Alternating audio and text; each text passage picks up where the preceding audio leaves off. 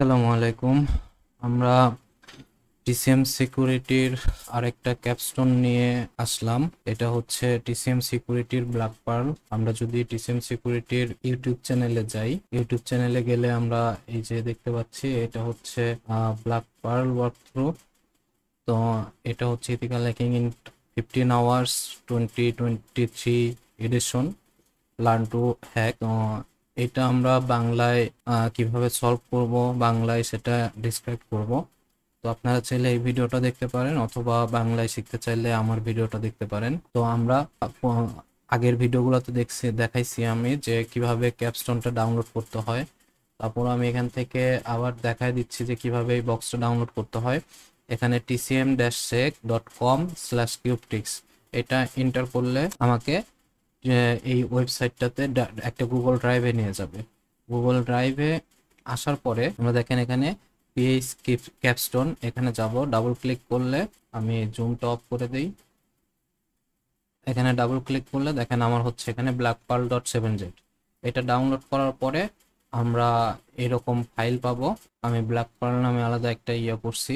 তো A7z এটা extract করার পরে ব্ল্যাক পার্ল, আমি ভার্চুয়াল বক্স ইউজ করতেছি।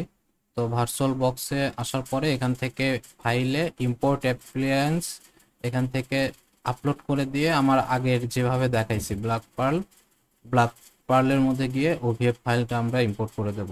এখন এই ব্ল্যাক পার্লের মধ্যে আমার হচ্ছে দুইটা ফাইল থাকবে, ভিএমডিকে আর হচ্ছে ওভিএফ। আর এখানে একটা রুট পাসওয়ার্ডের টেক্সট ফাইল থাকবে। তো আমরা এটা স্টার্ট করে নেব। আমি অলরেডি স্টার্ট করছি। স্টার্ট করার পরে আমরা কমান্ড দেব হচ্ছে ডিএইচ ক্লায়েন্ট, ডিএনএস সার্ভার থেকে আমার আইপি অ্যাড্রেস যাতে অ্যাসাইন করে নিতে পারে। তারপরে আমাদের দেখা যাচ্ছে যে এখানে আমাদের আইপিটা অ্যাসাইন করছে কত, 192.168.0.102 এই আইপিটা চেঞ্জ অ্যাসাইন করছে।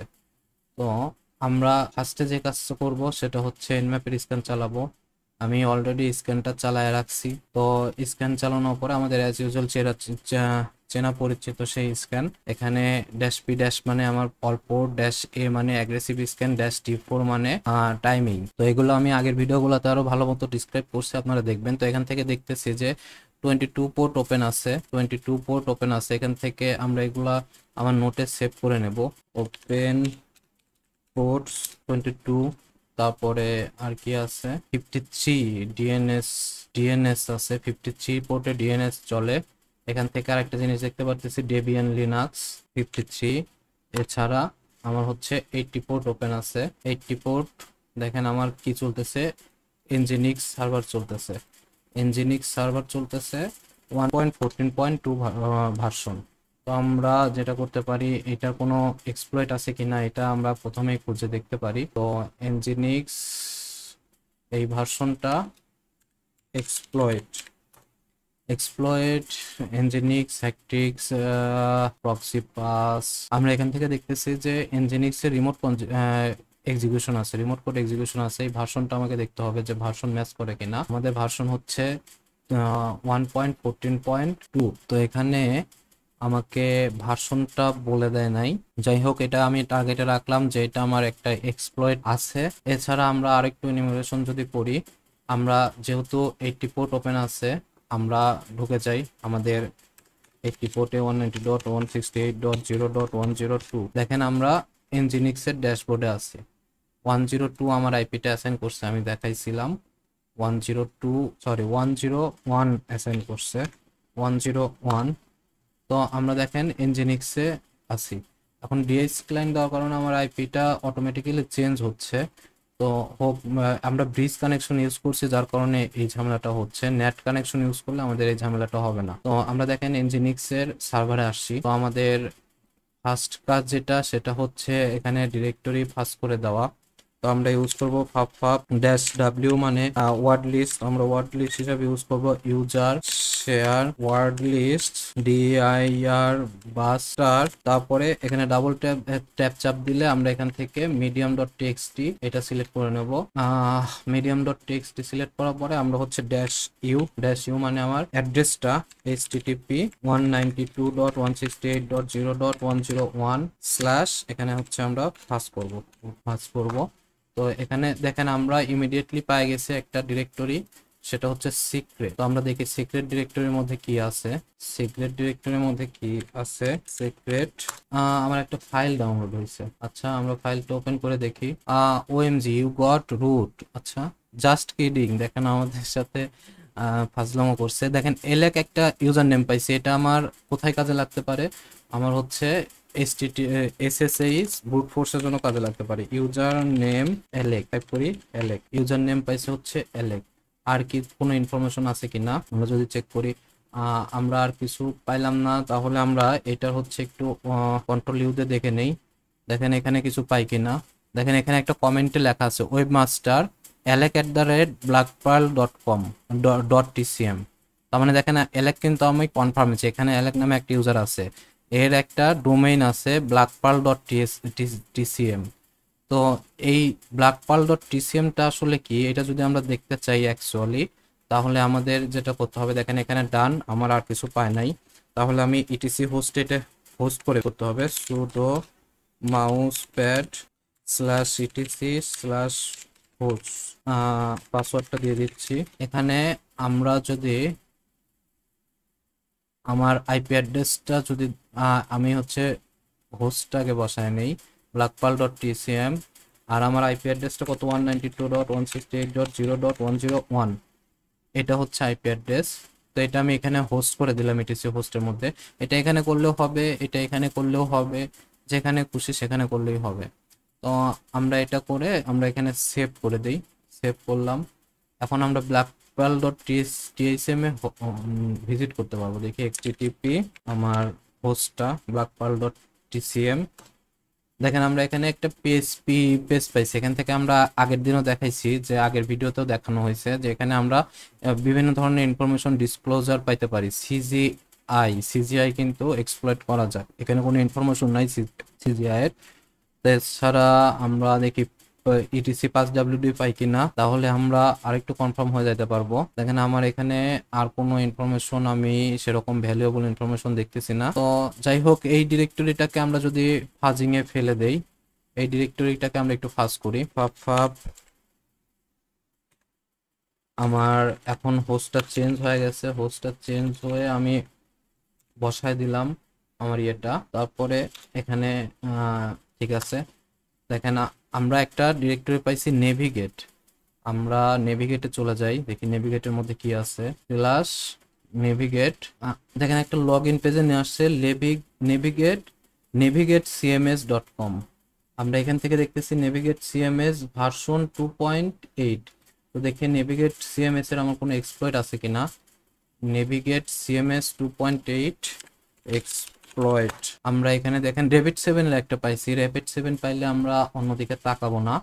আমি তাহলে র্যাপিড 7 যেহেতু আছে, আমি একটু ইনুমারেশন করে এমএসএফ কনসোলটা আমি অ্যাড করে দিই। এমএসএফ কনসোল -q কি আসলো আমার, this module exploits insufficient sanitization in the database protect method of navigate CMS version 2.8 and prior to bypass authentication. আচ্ছা, the module can uses a path traversal vulnerability in navigate upload.php that allows authenticate user to upload PHP files arbitrary location. Together these vulnerabilities allow an unauthenticated attacker to execute arbitrary PHP code remotely. This module was tested against Navigate CMS 2.8, আমাদের ভার্সনের সাথে match করছে, আমরা এটাকে use করে দেখব। তো আমার এক্সপ্লয়েটটার নাম দেখেন নেভিগেট সিএমএস RCE। তো আমরা এখানে এসে আমরা যদি দেই ইউজ এক্সপ্লয়েট, এখান থেকে পেলোড সেট করছে হচ্ছে PHP meterpreter reverse TCP. Okay fine. অপশনসে গেলে দেখতেছি আর হোস্ট সেট করতে হবে, তো আমরা সেট করে দেই সেট আর হোস্ট 192.168.0.101। এছাড়া আমার আর কি সেট করতে হবে, আর পোর্ট 80 তে রান করতেছে, ইটস ওকে। টার্গেট ইউআরআই দেখেন আমরা হচ্ছে আমাদের ইয়েটা কোনটা ছিল, নেভিগেট। তো টার্গেট ইউআরএও ঠিক আছে /navigate/ টার্গেট ইউআরএও ঠিক আছে। আমার এখানে আর কি ভি হোস্ট এটা রিকোয়ার্ড না, লোকাল হোস্ট লোকাল পোর্ট আমি এটা ডিফল্ট রাখতেছি। লোকাল হোস্ট যেটা সেটা হচ্ছে আমার আইএফ কনফিগ দিয়ে যেটা আমার আইপি, সেই আইপিটা আইএফ কনফিগ। তো এখানে দেখতেছি যে আপনাদের ইথ 0-তে থাকবে। আমি যেহেতু ল্যান ইউজ করতেছি না, টানেলিং করে ইউজ করতেছি, তো আমার এটা 1-0-তে আছে। আপনাদের ইথ 0-তে থাকবে এই আইপিটা।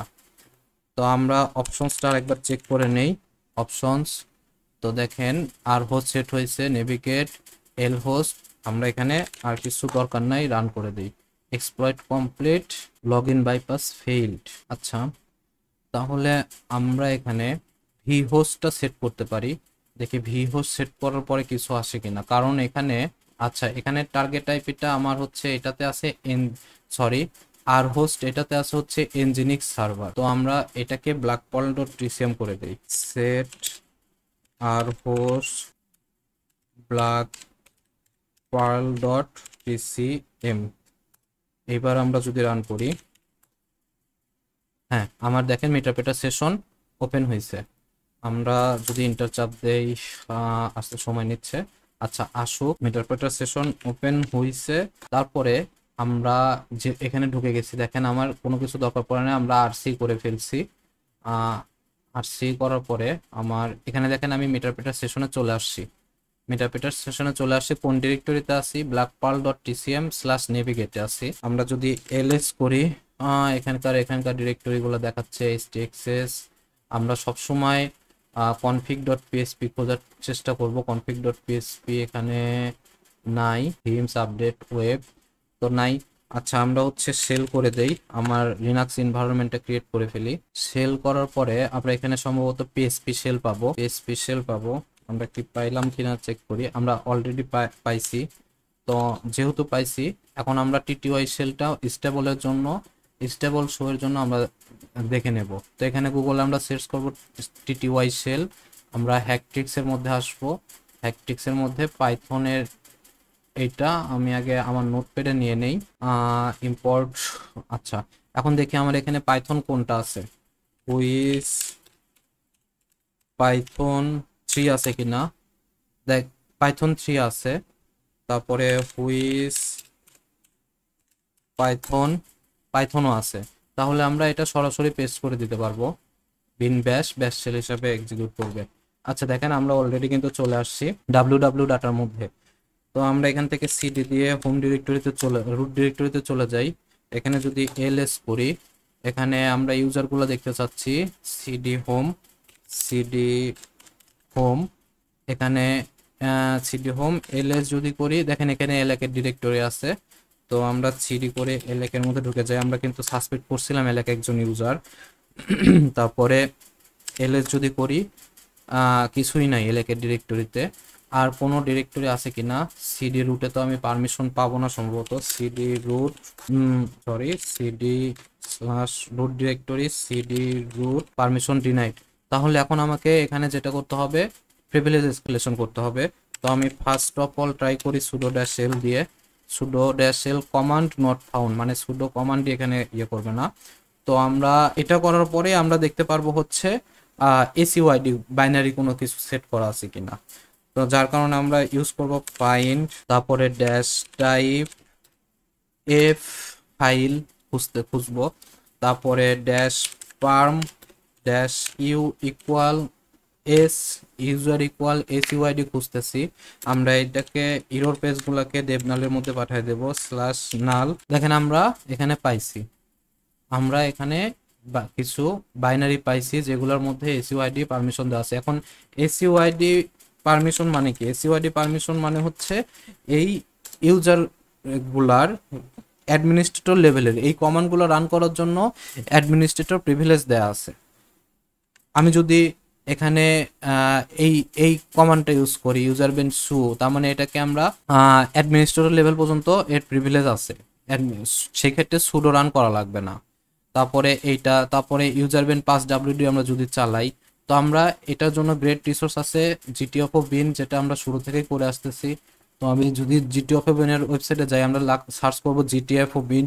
সার্চ করার পরে আমরা এখান থেকে একটা একটা করে খুঁজে বের করব যে এখানে আমার কোনোটা আছে কিনা। যেমন আমার এখানে পাইছি একটা আমি SSH কি সাইন, আমি দেখি এটার মধ্যে এই জিনিসটা আছে কিনা। দেখেন নাই। তারপরে আমি খুঁজবো হচ্ছে আনমাউট, দেখি এটা আছে কিনা। আনমাউট, দেখেন এটাও নাই। তারপরে আমরা খুঁজবো হচ্ছে নিউ গ্রুপ। এগুলা আমরা এক নজরে দেখলেই বুঝতে পারবো যে আসলে কোনটা কোন ক্ষেত্রে কাজ করতেছে, কারণ এগুলা ম্যাক্সিমামই আমার এই এসইউআইডি পারমিশন অটোমেটিক্যালি থাকে। তো মাউন্ট, দেখি মাউন্টের আছে কিনা। তো আমি জানি এটার পাবো আচ্ছা পাইছি, কিন্তু সুডো আমরা দেখেন এসইউআইডির জন্য কোনো এক্সপ্লয়েট পাইনি। এরপরে আছে হচ্ছে পিএইচপি, এটা আমার কাছে আনইউজুয়াল লাগতেছে, যেটা অনেক ডিফল্ট থাকে না। তো আমরা যদি এখানে এটা পেস্ট করি, দেখেন পিএইচপি 7.3, আমরা যদি পিএইচপি দেই দেখেন এখানে আছে পিএইচপি। তো আমরা ঢুকে গেলাম, আমরা মেইনলি খুঁজতেছি হচ্ছে এসইউআইডির জন্য। দেখেন এসইউআইডি এখানে কি বলছে, CMD equal bin slash SH. তো এইটা আমাকে দিলে আমরা রুট প্রিভিলেজ পাবো। আচ্ছা, তাহলে আমরা এখানে আমার প্রথমে কোন ডিরেক্টরিতে আছে ইউজার বিন, এটা আমি কপি করে নিয়ে এখানে বসাইলাম। বসানোর পরে নেক্সট যে পাথটা আছে সেই পাথটা আমি একে ধরায় দেব। পাথটা হচ্ছে এইটা, দিলাম ইন্টার। দেখেন ID ID E E UID executable user ID root. আমরা যদি এখানে দেখি হু এম আই রুট, তার মানে আমরা অলরেডি রুটে ঢুকে পড়ছি। এখন আমরা দেখি এলএস করলে এখানে আমরা রুট ডিরেক্টরিতে চলে যাই, সিডি রুট এলএস। দেখেন এখানে প্লাগ আছে cat plug dot txt. Good job on this one. Finding the domain name may have been a little guessy. Domain name খোঁজাটা little guessy, but the goal of this box is mainly to teach about virtual host routing, which is used in a lot of city. Right, একদম right কথা। আমরা হচ্ছে এর আগে try হ্যাকমের কিছু room solve করছি, যেখানে আমরা দেখছি যে ইটিসি হোস্ট করে নিতে হয়। তো এটা হচ্ছে আমাকে অনেক কিছু, এই রুমের মাধ্যমে আমরা অনেক কিছু শিখতে পারবো সিটিএ প্র্যাকটিসের জন্য। এছাড়া আমরা এই ভার্চুয়াল হোস্টটা আরেকটা ভাবে খুঁজতে পারতাম। দেখেন আমার হচ্ছে এখানে কিন্তু 53 ওপেন আছে, 53 মানে ডিএনএস সার্ভার ওপেন আছে। তো আমরা এটাকে ডিএনএস রিকনে যদি ফেলে দেই, ডিএনএস রিকন দিয়ে আমরা করতে পারি ডিএনএস রিকন। আমরা যদি এটার হেল্প পেজটা দেখি, দেখেন ড্যাশ ডিতে ডোমেইনটা আমরা জানি না, আমরা যেহেতু না জানি না ইউজ করতেছি, আমরা কিন্তু ওখান থেকে পাইছি। এটা আমরা ইটিসি হোস্টে সরাসরি বসাই দিয়েছিলাম। এনতে এনএস সার্ভার, আরতে রেঞ্জ। আর রেঞ্জ বলতে বোঝায় হচ্ছে আমার যে জায়গায় এটা হোস্ট করা আছে সেই হোস্টিং এর রেঞ্জ। তো আমরা কমান্ডগুলো চালাই, দেখি ডিএনএস রিকন ড্যাশ আর রেঞ্জ কত। আমার লোকাল হোস্টে এটা হোস্ট করা আছে 0.0.0/24। কোথায় হোস্ট করা আছে আমি যেহেতু জানি না। ড্যাশ এন, এন মানে হচ্ছে এনএস সার্ভার, আমার যে টার্গেটটা 192.168.0.101। তারপরে ড্যাশ ডি, ডোমেইন আমি জানি না, আমি এখানে আমার নাম দিয়ে দিলাম।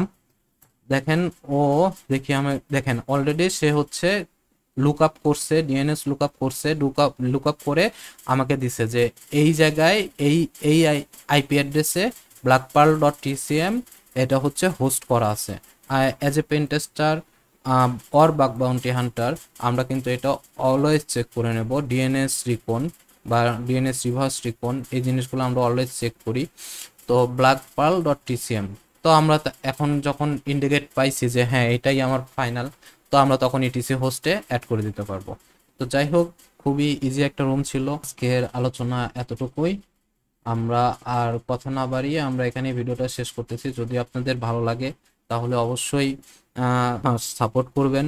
আর এখানে আমি টিসিএম সিকিউরিটি অর্থাৎ প্র্যাকটিক্যাল ইথিক্যাল হ্যাকিং এর মোটামুটি যেগুলো ওয়ার্ক থ্রু আছে সবগুলাই এখানে কভার করার চেষ্টা করবো এই প্লে লিস্টে। তো আশা করি আপনাদের জন্য হেল্পফুল হবে। বাংলায় বিশেষ করে যারা পিজেপিটি এক্সাম দিতে চাচ্ছেন তাদের জন্য খুবই হেল্পফুল হবে। যারা ইংরেজিতে কিছুটা বুঝতে অসুবিধা হয় বা ডিটেলস আলোচনা অনেকেই অনেক জায়গায় করে না, যার কারণে আমি এই জিনিসগুলো করতেছি। তো ভালো থাকবেন, দোয়া রাখবেন। আসসালামু আলাইকুম। আজকের মতো এখানেই শেষ করতেছি।